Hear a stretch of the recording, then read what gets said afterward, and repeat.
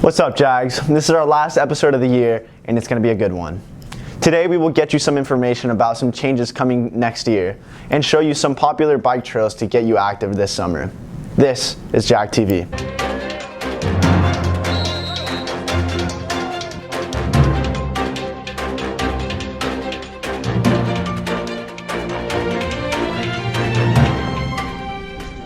Senior exams start this week, and the campus is on a modified exam schedule. You can find the schedule for the exam on the school's website. The USDA has approved free lunches for the 2021-2022 school year. That means for our returning students, lunches will continue to be free. Implemented only 2 years ago, clear backpacks were required to promote campus safety. But next year, students will once again be able to carry a normal backpack. Rain tells us more. I don't have to worry about someone stealing stuff from them now that they know what's in there, you know? And for me, I like a little privacy, a little secretness. Nothing much, really. Because they get mad hot, like when it's sunny, you know? Are you sick of clear backpacks? The district's made a decision that you're going to like. And it was kind of determined that the negative to clear backpacks, which is durability, wasn't really showing to be a cost-effective step. And with new ways to stay safe, the campus decided to bag the clear backpack. Students have done great with the clear backpacks, but the district, they did a lot of studying and determining what degree it was providing a safety measure. But we've grown in a lot of other security areas between fencing and keeping doors shut. Durability is a real big issue. I think everybody's going to be in good shape with it. So this summer you can enjoy picking out that backpack in your favorite color and be ready for August. For JAG TV, this has been Rain and Zooms. The 2021 yearbook is available now. Eduardo caught up with the editor Hannah Murphy to talk about the process that made this book possible. As the school enters its final days, it's finally time for students to get their hands on this year's yearbook. So this year's theme is close enough, and kind of our idea for this book was that this year hasn't been perfect and everything that's happened has been close enough to a normal year. We're close enough to each other social distancing wise, we're close enough to events happening, all these different things, and it kind of, during the summer we kind of discussed different words, and we didn't want to be cliche, like say something like new normal or zooming in, and so we wanted to be very specific to our student body. The yearbook team has worked through these unprecedented times in order to create the best possible product. One big challenge was trying to get interviews from people, because since less than half of the campus was here, it was trying to email or get DMs. Also, some of our staff, they had different comfort levels of either coming into the room to work or just staying on Zoom entirely. So it was a lot of a couple people mainly working on the book and then the staff helping, but it was a lot of challenges with COVID precautions, I feel like. And the crew has worked hard to make sure everyone's experience is accurately represented. I think we really we show the student body, we show what this year has been. I mean, we have a central workers page, we have an HEB page, we have all these kind of pages that I feel specify to our student body. And I think if you look at the yearbook, especially with the theme, if you look at the details, you can see it representing the theme of Close Enough. And I think that we really tried to get individual stories from our students to actually understand what they thought about this year. And according to the staff, there are still extra copies for sale. You can go to A128 if you'd like to purchase one. For JAG TV, I'm Eduardo Meza-Ricabert. In August, students will also see another overall change in the daily schedule. Ethan has those details. Next year, students will experience a daily bell schedule close to what was implemented in 2019, with students attending all classes every day. The new schedule was developed mainly because we wanted to see our kids every day. And in some of the adjusted schedules, that wasn't always going to happen. That was kind of the driving force behind going back to it. I was a lot happier because when it was initially all of the classes on Monday and then a block schedule, it was kind of confusing to me. But I don't know how I feel about it quite yet, because I do like things getting back to normal, but I've gotten so used to the block schedule now that that's kind of become my new normal. And with these changes comes the automatic adjustment of trying to pick up from where students left off 2 years ago. For Johnson, it's really just going from 2 flex days to 1. And for students on that second day, they're going to get out early. So instead of having to stay till 4:20, they'll get out at 3:20, I believe it is, and have that extra hour, whether it's getting to their after-school event, because events can start earlier on that day and get home a little bit earlier, or get to a job earlier.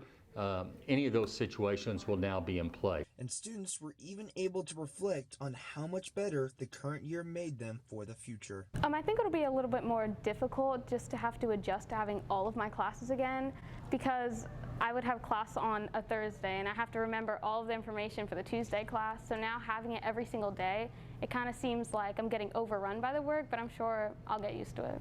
From JAG TV, this has been Ethan Blanche. Senior Sunset is one more opportunity for seniors to experience an event meant just for them. While it was canceled last year, Student Council hopes to make it up this year. Talia has details about that event. Johnson's third annual Senior Sunset will take place on May 25th from 7 to 8:40 p.m. on the football practice field. Senior Sunset is basically what it sounds like. It is a event that's a celebration for the seniors, and it's a sunset on their last moments in high school. So that's why it's on the seniors' last day of class.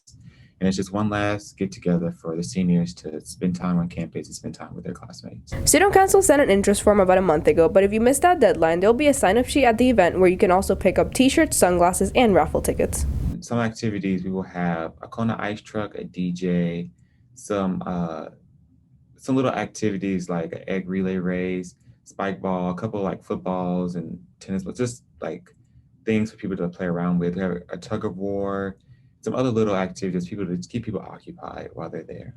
As with most other school events, COVID has inspired changes in the way Senior Sunset has been organized.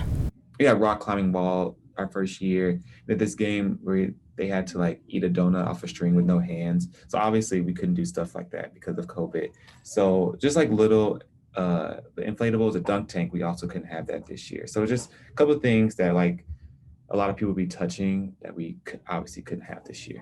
I decided to go because I think it would be a good way to connect with other seniors that are graduating, since we've had a rough year and we haven't been able to see each other. And I think it's a fun way to close out the year and celebrate the 4 years that all the seniors have gone through together. This event will provide seniors one last chance to see each other before graduation. For JAG TV, this is Talia Pimienta. While as much as 60% of the campus population came back to school at some point, there were many students who stayed remote the whole year.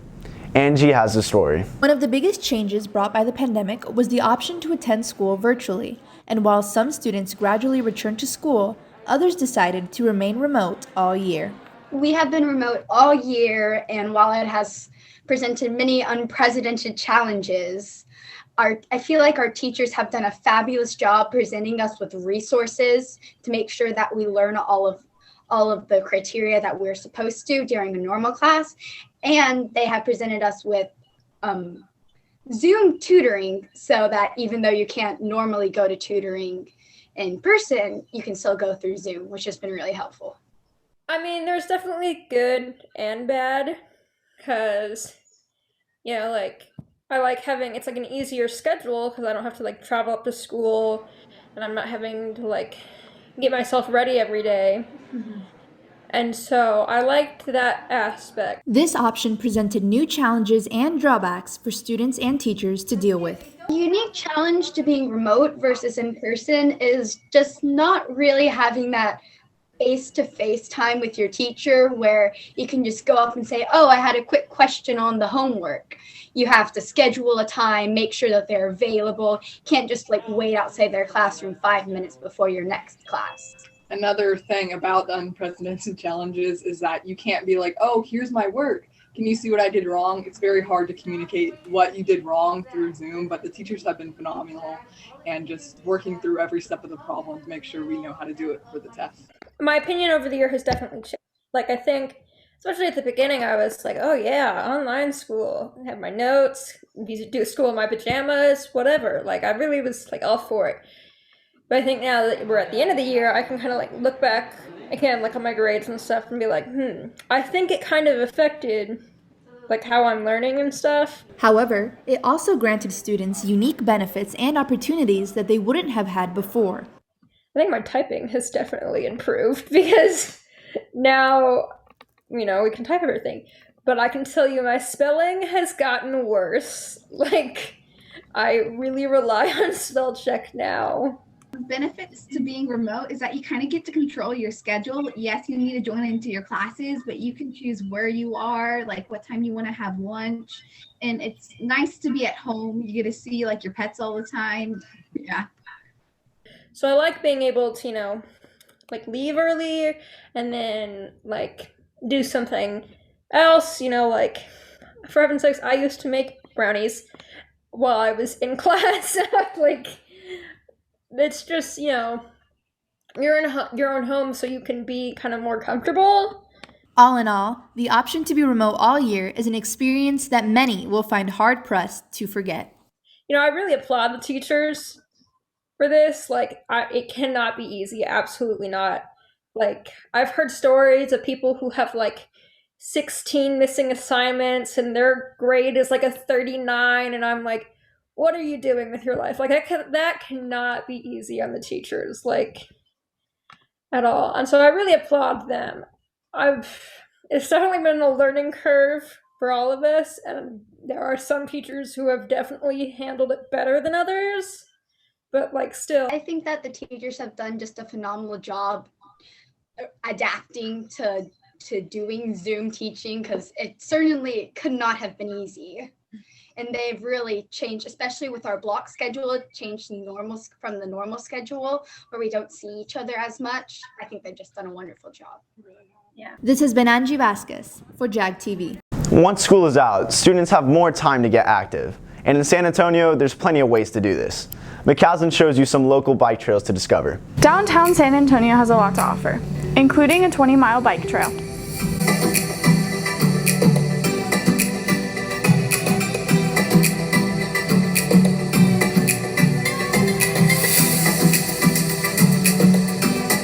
Even if you don't have your own bike, there are places to rent them.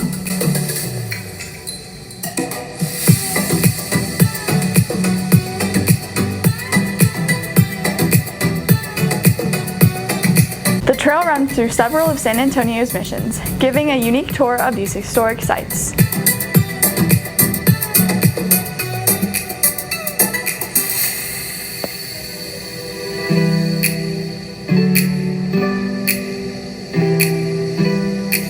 Along the way, there's so much for people to do, including fishing, running, and kayaking.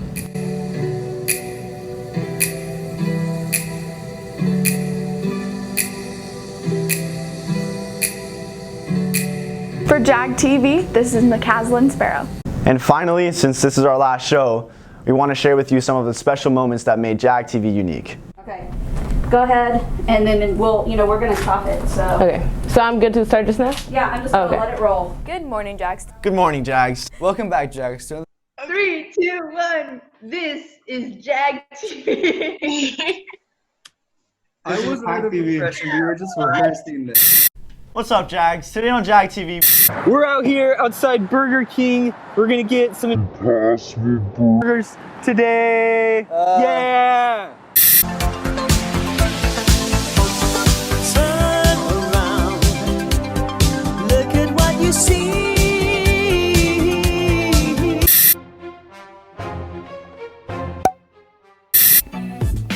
20-second talent.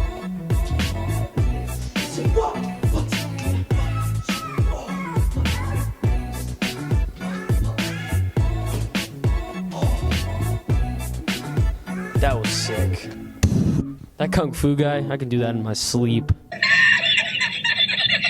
Today we'll cover more information on the JAG Exchange and inform students on how to handle their exam exemptions over Skyward. This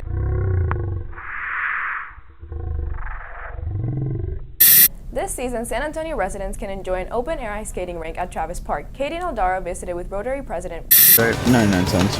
99 cents. Wow, it's like we're in a 99 cent store.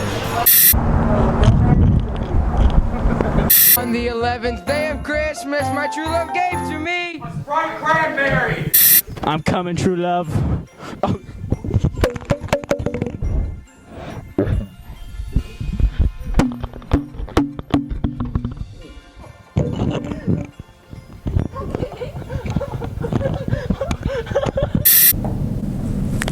Hey Jags, even with the craziness of the online school year, here at JAG TV we're still working hard to get you our first Perfect. Get out. Start or? What time is classes? Class is over. It's 2:15. Oh yeah, class is over. Yeah, okay. Oh. Wait, do we need to go back to Jewett? Yeah, we should that was bad. Okay, bye. See you in Jewett. Bye. That's all for this year, Jags. We'll see you here again soon. Have a great summer. That's it. Jeez, that's sad.